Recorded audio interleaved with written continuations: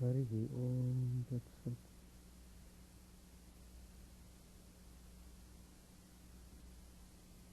Om Stapakaya cha dharmasya Sarvadharmaswarupine Stapakaya cha dharmasya Sarvadharmaswarupine Avatara Varishtaya Ramakrishna Te Namah. Asato ma sadgamaya Tamaso ma jyotirgamaya Mrityorma mritangamaya. Om Shanti Shanti Shanti. Let us offer our salutations to Sri Ramakrishna, the embodiment of all religions, the Supreme God Incarnate. Let us pray to Him to lead us from the unreal to the real, to lead us from the darkness of ignorance to the light of knowledge, to lead us from death to immortality. You have been studying Gospel of Sri Ramakrishna. Today's topic I have chosen: how to fight negative tendencies.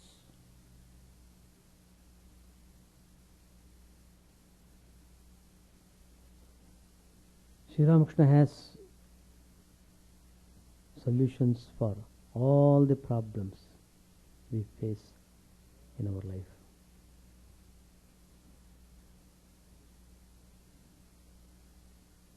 Only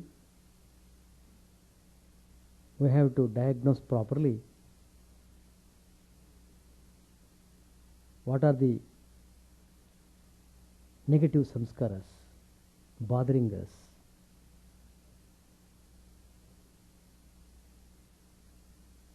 Then we have to apply proper remedy to rectify them.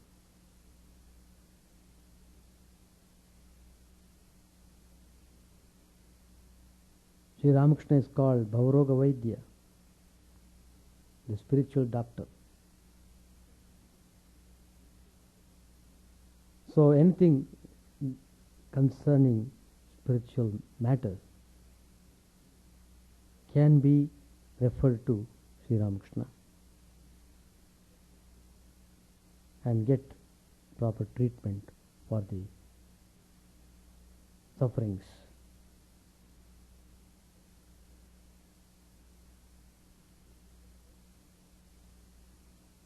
Anything that takes one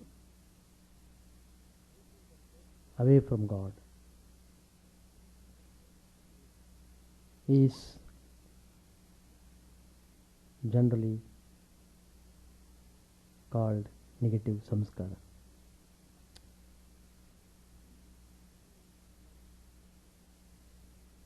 Everyone has got these two samskaras in one's mind. One is positive, another is negative.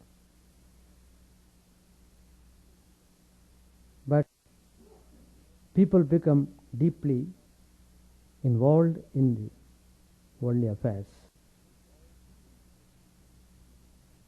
making negative tendencies more and more strong and powerful. And finally they are caught in the net of the negative tendencies. Very difficult to come out of them later on. Extremely difficult. The only hope is everyone has the positive tendency also, in spite of a person being caught in the negative tendencies. Even such a person has the spiritual positive tendency.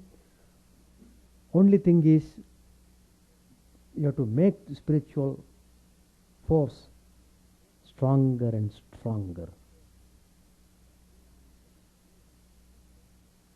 That means you have to pay utmost attention for creating positive tendencies, to fight the negative tendencies.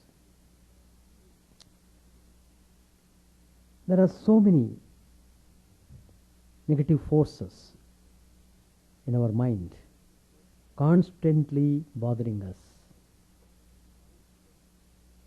particularly when you want to worship God, when you want to think of God, when you want to pray to God. You are not allowed to do such things because of the force of the negative tendencies in the mind. So we have to diagnose it properly and take effective steps. That's why Sri Ramakrishna has very emphatically said that in spiritual life, most important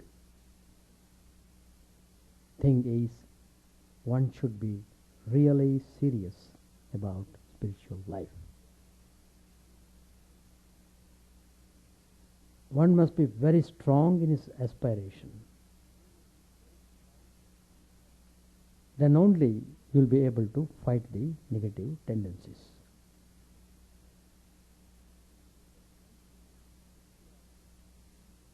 Once you are sincerely struggling in spiritual path, you will be able to diagnose the negative samskaras in the mind. So one of the negative samskaras is laziness, inertia.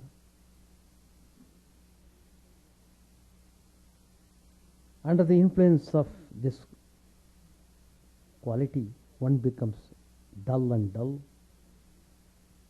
and inactive. It is a terrible state of tamas, steeped in tamas.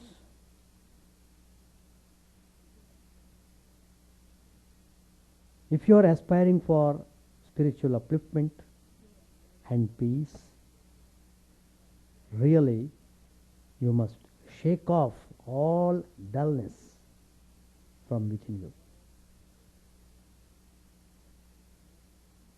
Laziness is the worst of all sins. It is called a sin. Laziness is a sin. The aim of life is to realize God. That one should primarily understand. Then only spiritual life starts. The aim must be very clear. So realizing God, can such a great task be accomplished so easily?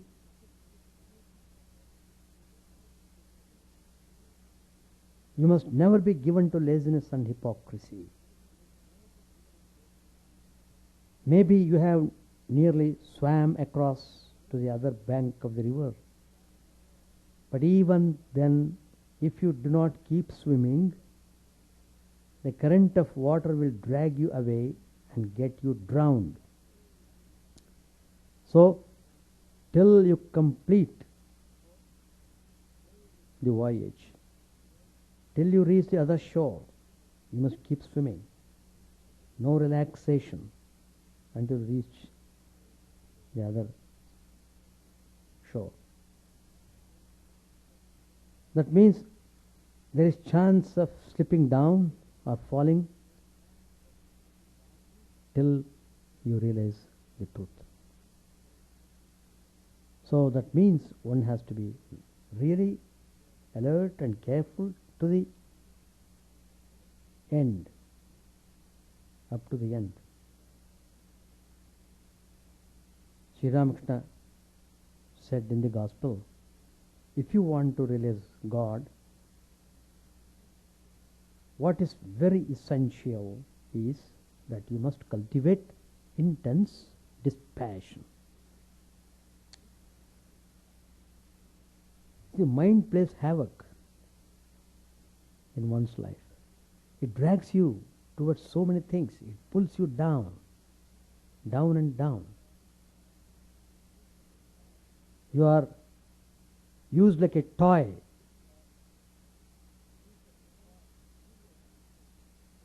You must renounce immediately what you feel to be standing in your way. You should not put it off till the future. And Sri Ramakrishna has diagnosed the greatest obstruction, the greatest negative force in one's life is lust and gold. That is the excess of desire to enjoy the world, excess of desire towards gold. They are the obstructions. You must renounce immediately what you feel to be standing in your way. You should not put it off till the future. Time has not come. Later on we will do. Now I am quite young. This is time for my enjoyment. Let me play for a while. All this namby-pamby will not work in spiritual matter. Because you will be drowned by your own actions later on, and it is extremely difficult to get out of the negative force. That means the more and more you are involving in worldly affairs and matters, you are making negative forces more and more strong. Instead of weakening them, you are making them strong. So, one has to be very careful. So, Sri Ramakrishna says, lust and gold is the obstruction. The mind must be withdrawn from it. Withdrawn. It must be withdrawn. Otherwise, how to focus the mind on God? The moment you sit and meditate or try to meditate on God, all these negative forces jump upon you. They hold your neck tight. So, the negative forces are the demons, asuric nature. Because we are being affected by the asuric forces, we are losing all our human qualities. Instead of rising to divine level, we are going down to become demons. So one has to be very careful in fighting the negative forces. One should be very determined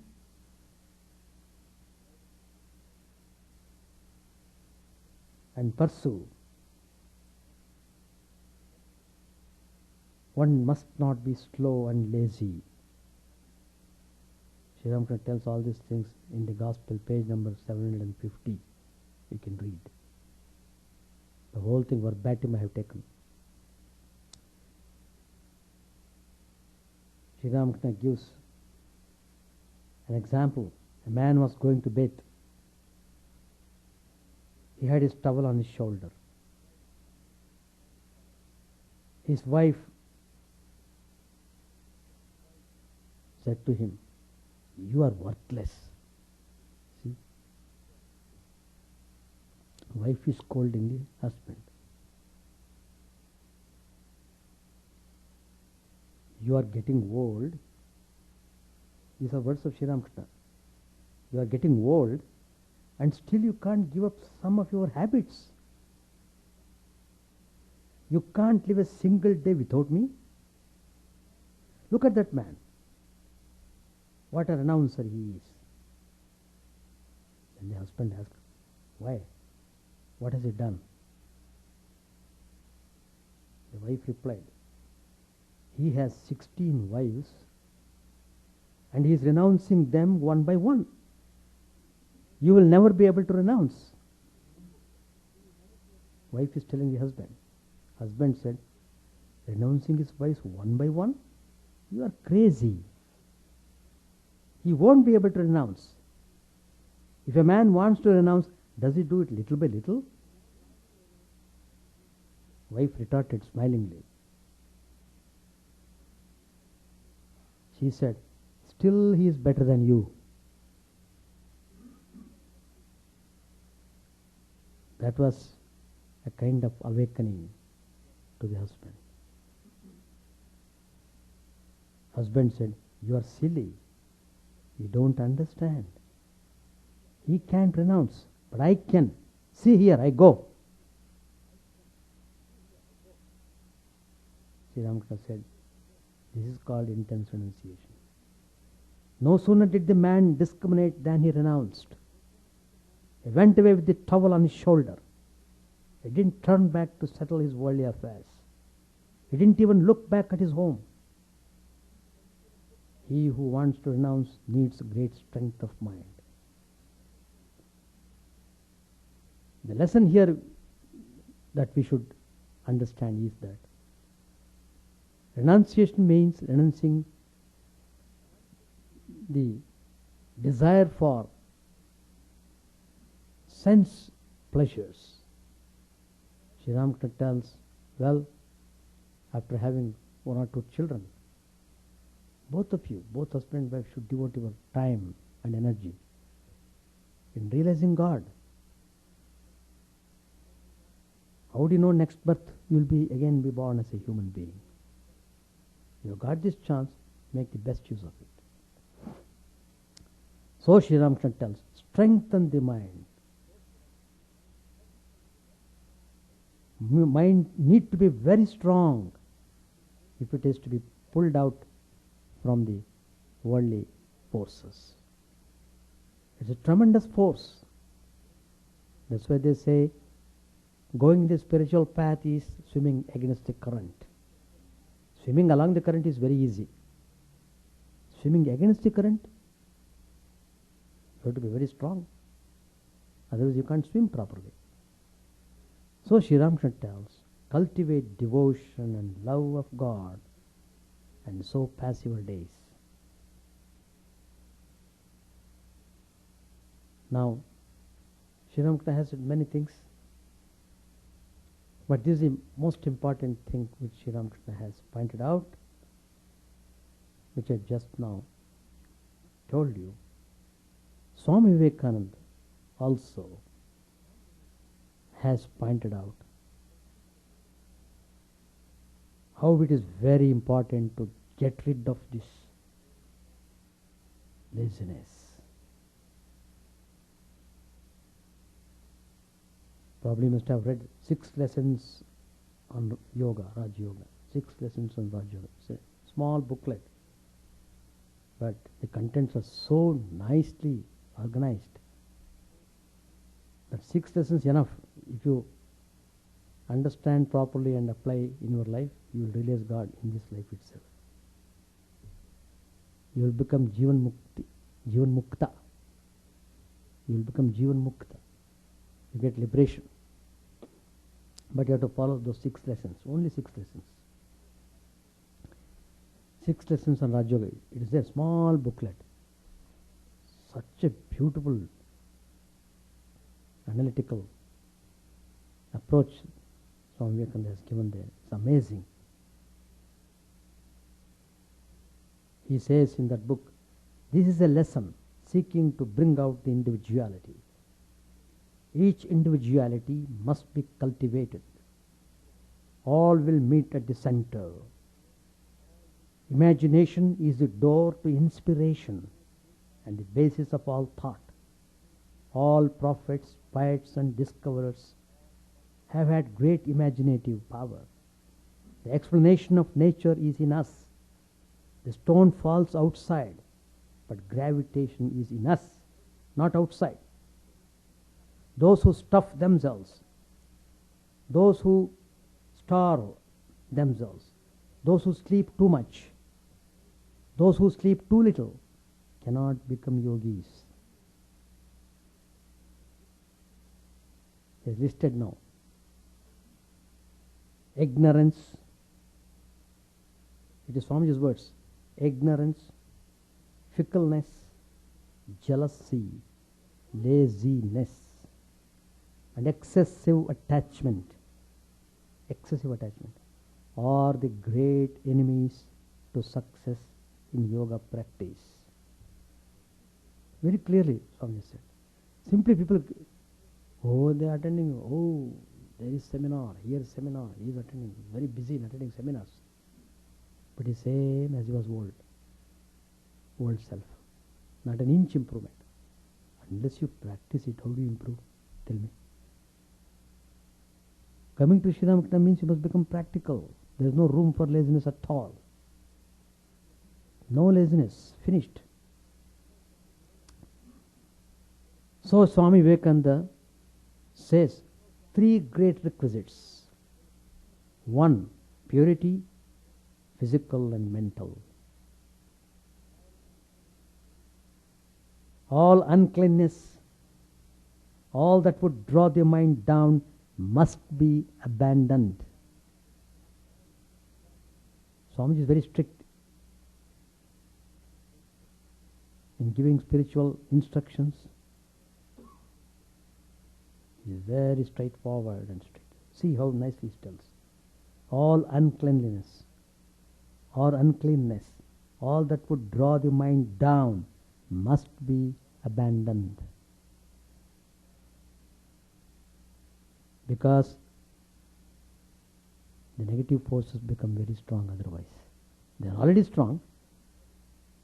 Oh, the number of births which you have taken so far, through how many births you have passed through and how many times you have involved yourself in worldly matters, that means the negative forces have become very strong. So you have to follow these instructions. First is purity. You have to maintain purity level. God is a personification of purity. If you keep practicing the maintenance of purity, even in that process itself you feel joy, great joy. See, recently we had gone to Ganges to attend the retreat. The moment you enter the Ganges premises, you feel a kind of joy, a kind of peace. You feel the atmospheric vibration, pure atmosphere, vibrations of divine ideas, soothing effect. You clearly feel the difference between the atmosphere inside Ganges and outside. And then the class on Vivekananda, how nicely everybody enjoyed it, everybody. That means your mind must be tuned. Then only you will get the benefit. Mind must be alert. No room for tamasic display. Never allow tamasic nature to overpower you. That's the point. Now, secondly, Swami Vivekananda tells you patience. At first there will be wonderful manifestations, but they will all cease. This is the hardest period, but hold fast. In the end, the gain is sure if you have patience. Don't be impatient. Hold on to practices steadfastly.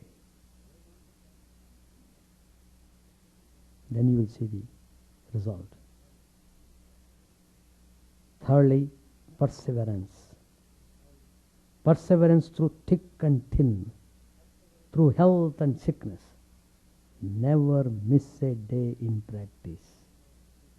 All these are in 6 lessons on yoga. It's nice to read that book. And Swamiji tells further, the best time for practice is the junction of day and night, the calmest time in the tides of our bodies, the 0 point between 2 states. If this can't be done, practice upon rising and then going to bed. Great personal cleanliness is necessary. A daily bath. How meticulously the details are given. Daily bath you must take. Daily you must clean your body. They're all process of maintaining cleanliness. After bathing, sit down and hold the seat firm. That is, imagine that you sit as firm as a rock, that nothing can move you. Hold the head and shoulders and the hips in a straight line, keeping the spinal column free. All action is along it, and it must not be impaired. Begin with your toes and think of each part of your body as perfect. Picture it so in your mind, touching each part if you prefer to do so. Pass upward bit by bit until you reach the head, thinking of each as perfect, lacking nothing. Then think of the whole as perfect, an instrument given to you by God to enable you to attain truth. The vessel in which you are to cross the ocean and reach the shores of eternal truth. When this has been done, take a long breath through both nostrils, throw it out again, and then hold it out as long as you comfortably can. Take 4 such breaths, pranayama. Then breathe naturally and pray for illumination. Swamiji's instructions on meditation.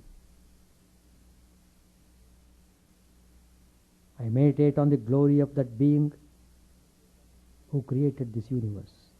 May he illuminate my mind. Sit and meditate on this 10 or 15 minutes. He doesn't say 1 hour. 10 or 15 minutes, do like this. Tell your experiences to no one but your Guru. Don't keep on broadcasting to each and every one. Talk as little as possible. Keep your thoughts on virtue. What we think, we tend to become.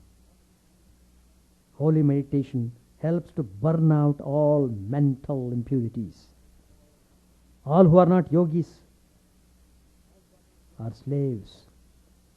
Bond after bond must be broken to make us free. All can find the reality beyond.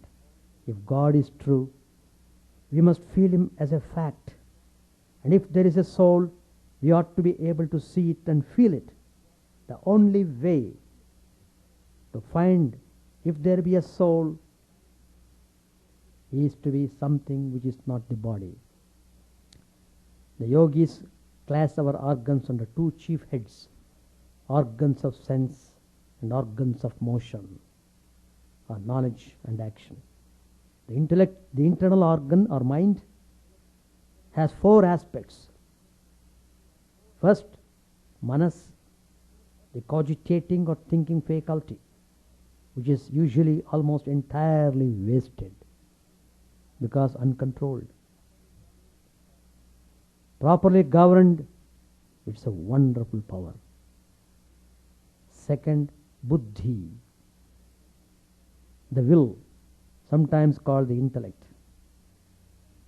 Third, ahankar, the self-conscious egotism.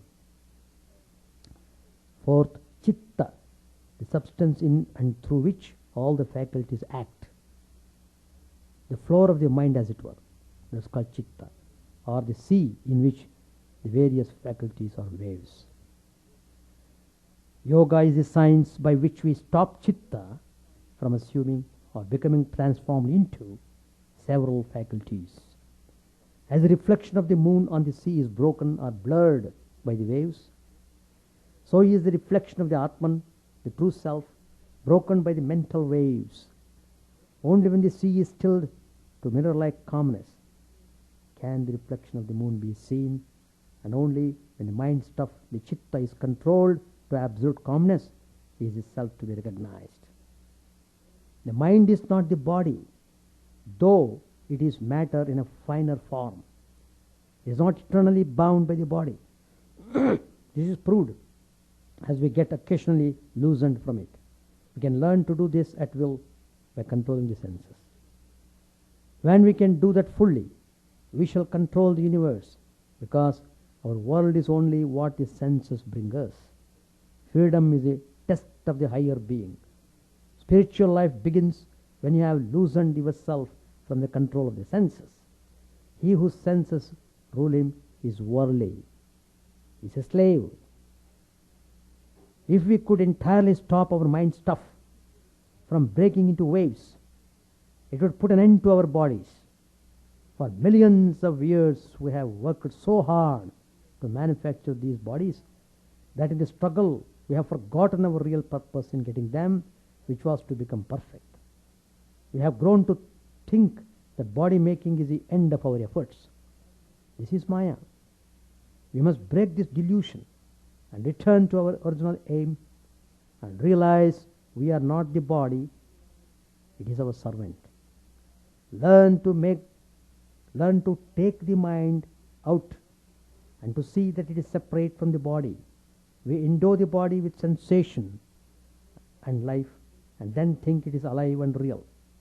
We have worn it so long that we forget that it is not identical with us. Yoga is to help us put off our body when we please and see it as our servant, our instrument, not our ruler. Controlling the mental powers is a first great aim in yoga practices. The second is concentrating them in full force upon any subject. You can't be a yogi if you talk much, so you have to control your speech. Engage yourself in healthy activities willingly, in a determined way. That's the way to counteract laziness. So, one should be active in a constructive way, not in a destructive way. Everything must be properly understood and applied in life. So many activities are there. Any thinking is called mental activity. But then, if you think bad thoughts, it is destructive. Instead of uplifting yourself, you are ruining yourself by brooding over bad things, bad thoughts. So you have to always think good thoughts. That's why they suggest every day chant some hymns and prayers, utter divine name of God. That type of mental activity should have. So if you engage your mind willingly that way, then the spiritual mind becomes stronger and stronger. You are nourishing the spiritual mind by these prayers and repetition of the divine name. And then you are able to counteract the negative forces obstructing your spiritual path. There are so many negative samskaras, as I said in the beginning. Just we are touching upon a few only.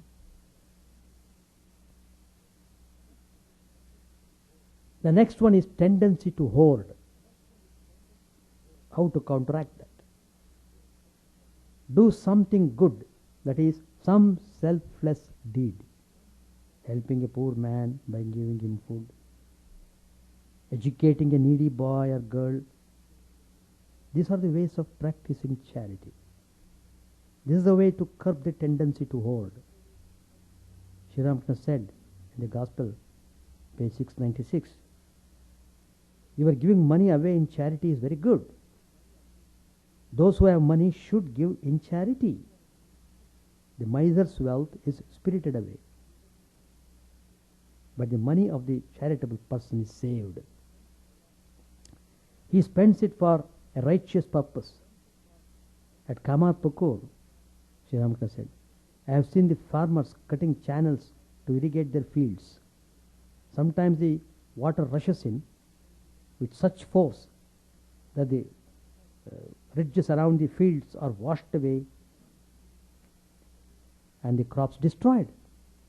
For this reason, what the farmers do? The farmers make holes here and there in the ridges. Since the water escapes through the holes, the ridges are not destroyed by the rush of the water. Furthermore, the escaping water deposits soft clay in the fields, which increases their fertility and gives a richer crop.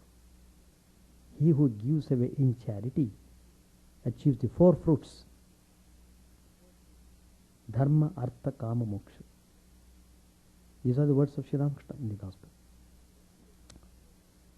There is another negative force which is very obstructive: greediness.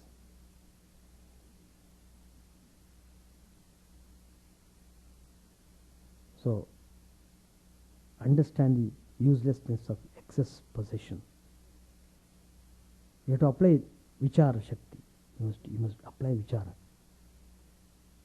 What's the use of having so much of possession? Then, lack of enthusiasm in a task undertaken. Sometimes it comes. The solution is have perseverance and patience. Vindictive attitude, how to overcome. Recognize the weakness of others. How to overcome feeling jealous. Recognize the greatness of others. By recognizing the greatness of others, jealousy can be subdued. Revengeful attitude. These are all very common to the people in the world. To overcome revengeful attitude, you must develop pardoning mind. And another worst obstruction, the worst negative force is angry. How to get rid of anger? Many people keep on asking. The only way is to look upon everyone as manifestation of God. If you have that feeling, then you'll be able to control the anger and uproot the anger. You must become aware of your spiritual ideal. So you must feel everything in this universe, animate and inanimate. He is nothing but the manifestation of the Divine Lord. You must strongly feel that way. Then forgetfulness. There's another negative force which bothers most of the people. How to counteract that? The solution is given. Withdraw your mind from preoccupation with non-essential things of life. You are loading the mind with so many things, naturally you forget. So they advise to withdraw the mind from preoccupation with non-essential things of life.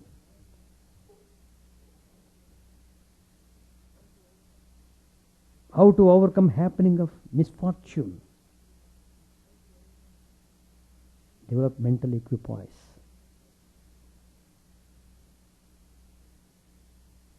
occurrence of adversities, so many difficult situations come on account of so many various factors. How to face them? Try to see unity in diversity. And fear. There's one more negative force. Not to overcome fear, banish all ideas of manifoldness. Must have Vedantic ideology. Must apply Vedanta. Little bit.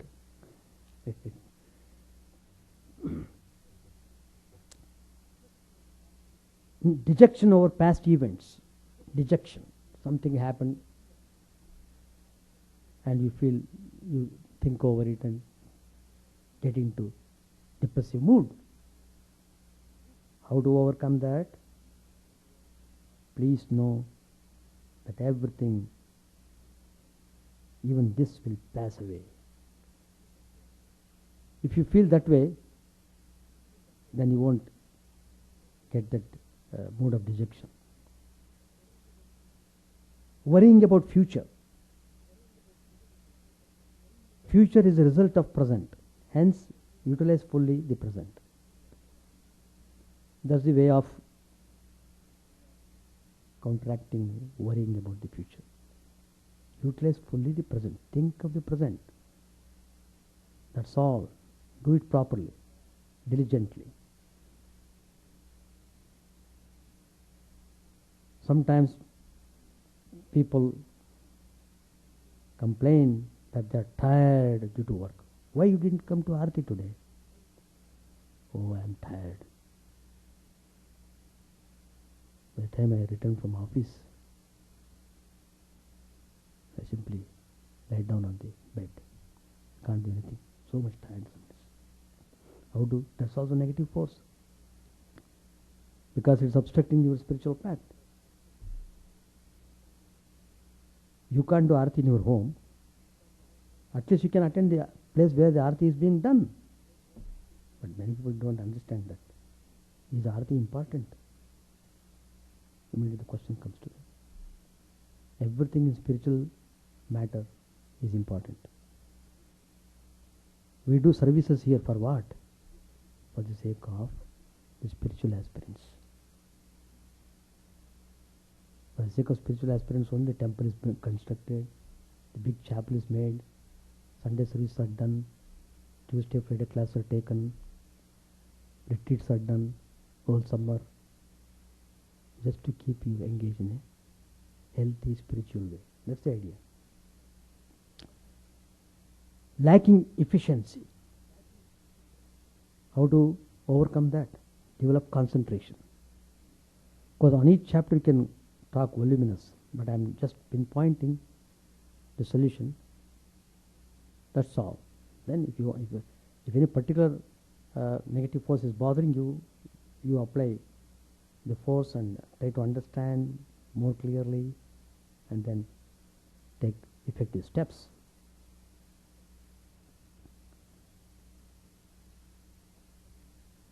Shocks of nature. Sometimes you hear tornado suddenly coming, devastating. Sometimes floods coming. And sometimes lots of people are dying out of epidemic diseases. So many things happen in the nature. So how to think, study the working of nature. So like that there are so many negative forces are there to counteract.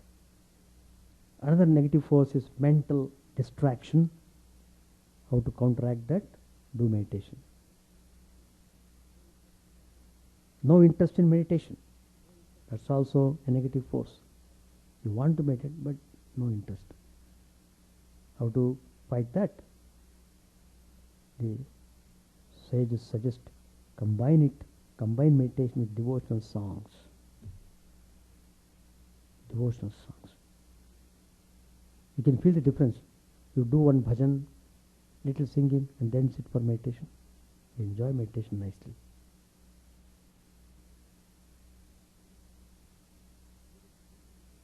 Feeling sleepy in meditation. Try to keep the mind centered at its source. If you follow these steps and apply the spiritual techniques, definitely you will get peace. Definitely you will enjoy happiness and you go towards God, undoubtedly.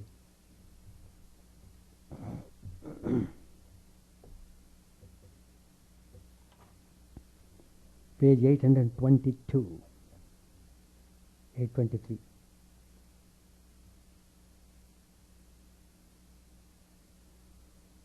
A sound was heard downstairs and she exclaimed, "There she comes." She went down, but it was not the Brahmani. Sri Ramakrishna sat there smiling. Yam says that this place is better than Nanda's.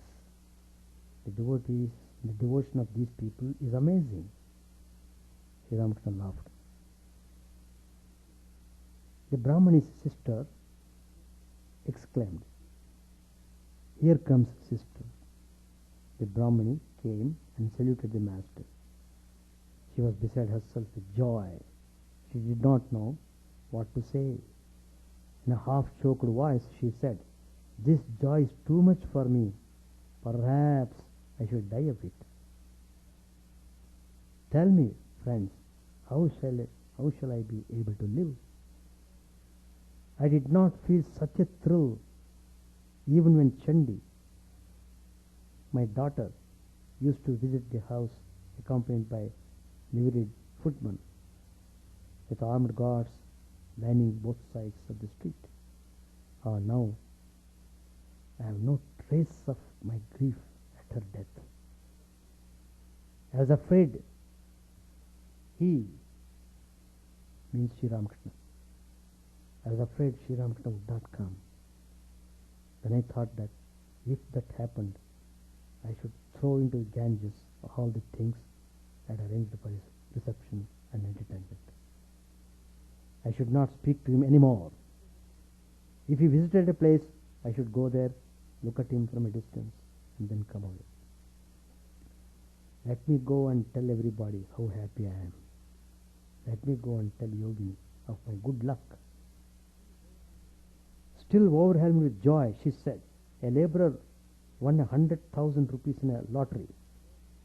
The moment he heard the news, he died of joy." Yes, he really and truly died.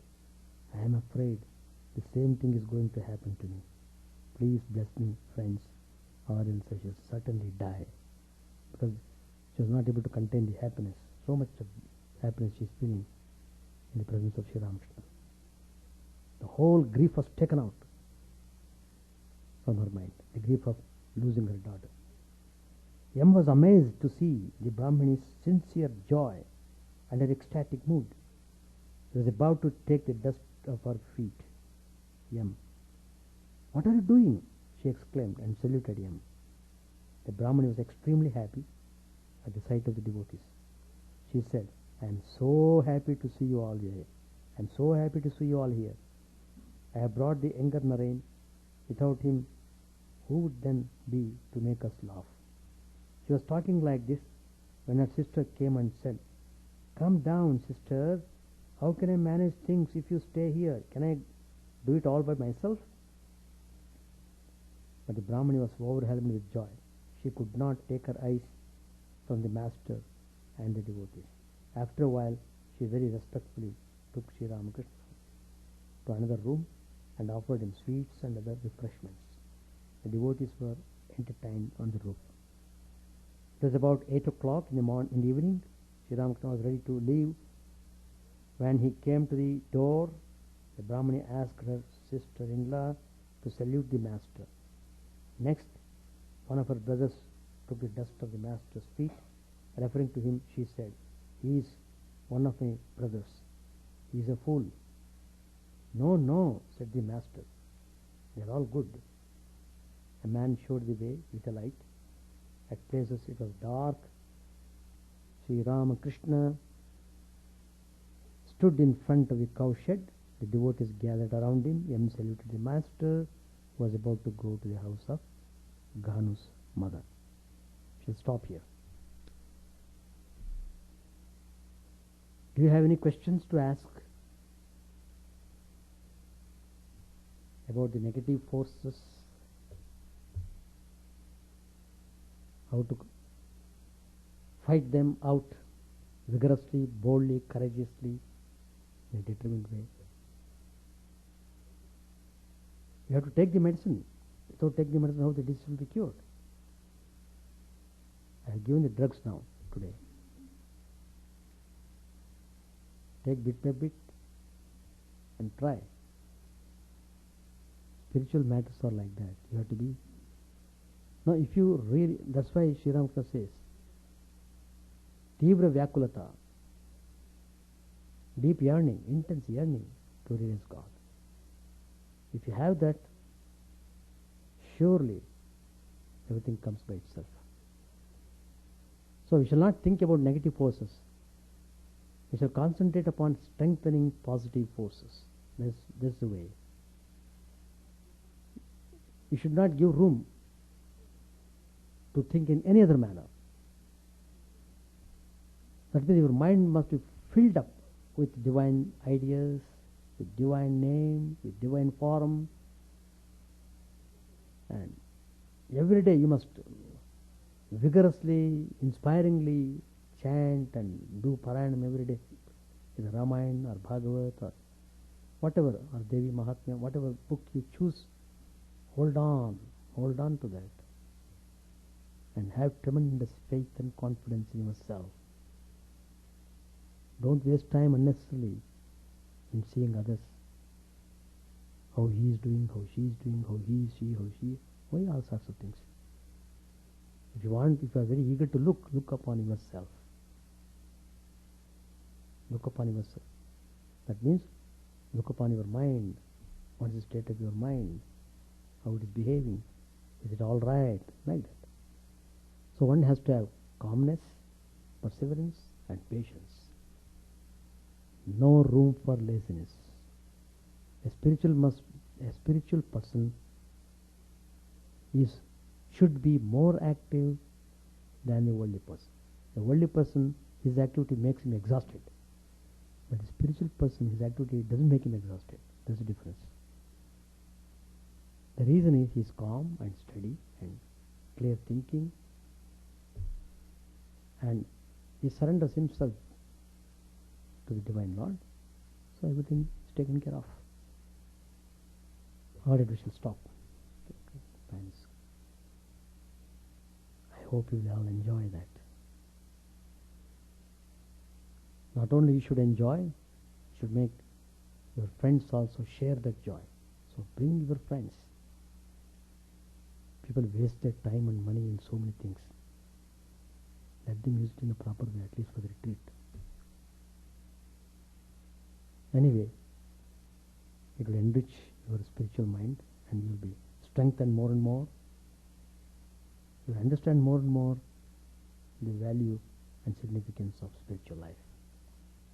Chant the name of the Lord and His glory unceasingly, that the mirror of the heart may be wiped clean and quench that mighty forest fire, worldly lust raging furiously within. O name streamed down in moonlight on the lotus heart, opening its cup to knowledge of thyself. O self, drowned deep in the waves of his bliss, tasting his nectar at every step, bathing in his name that bought for very souls. Various are thy names, O Lord. In each and every name thy power resides. No times are set, no rites are needful for chanting of thy name. So vast is thy mercy, how huge then is my wretchedness. Who find in this empty life and heart no devotion to thy name? O my mind, be humbler than a blade of grass. Be patient and forbearing like a tree. Take no honor to thyself, give honor to all. chant unceasingly the name of the Lord. O Lord and soul of the universe, mine is no prayer for wealth or retinue, the playthings of lust or the toys of fame. As many times as I may be reborn, grant me, O Lord, a steadfast love for thee. A drowning man in this world's fearful ocean is thy servant, O sweet one. In thy mercy consider him as dust beneath thy feet. Oh, how I long for the day when an instant separation from thee, O Lord, will be as 1,000 years, when my heart burns away with its desire, and the world without thee is a heartless void. Prostrate at thy feet let me be, in unwavering devotion, neither imploring the embrace of thine arms, nor bewailing the withdrawal of thy presence, though it tears my soul asunder. O thou who stillest the hearts of thy devotees, do with me what thou wilt, for thou art my heart's beloved, thou and thou alone. O Lord, lead us from the unreal to the real. Lead us from darkness to light, and lead us from death to immortality. May all be free from dangers. May all realize what is good. May all be actuated by noble thoughts. May all rejoice everywhere. May all be happy. May all be free from disease. May all realize what is good. May none be subject to misery. May the wicked become virtuous. May the virtuous attain tranquility. May the tranquil be free from bonds. May the freed make others free. May good betide all people. May the sovereign righteously rule the earth. May all beings ever attain what is good. May the worlds be prosperous and happy. May the clouds pour rain in time. May the earth be blessed with crops. May all countries be freed from calamity. May holy men live without fear. May the Lord, the destroyer of sins, the presiding deity of all sacred works, be satisfied. For he being pleased, the whole universe becomes pleased. He being satisfied, the whole universe is satisfied.